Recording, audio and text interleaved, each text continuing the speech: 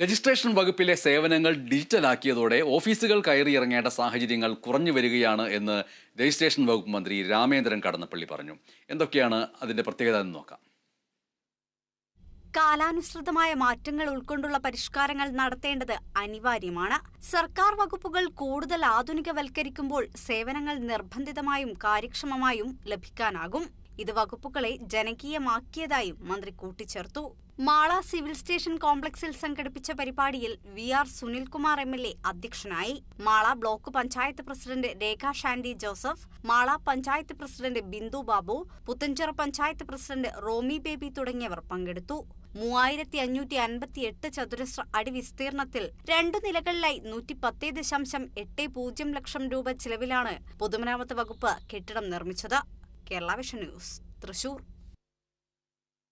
സ്വർണത്തിനും വെള്ളിക്കും ഇന്ന് എന്താണ് വില എന്ന് നോക്കാം. കവിത ഗോൾഡൻ ഡയമണ്ട്സ് ഇന്നത്തെ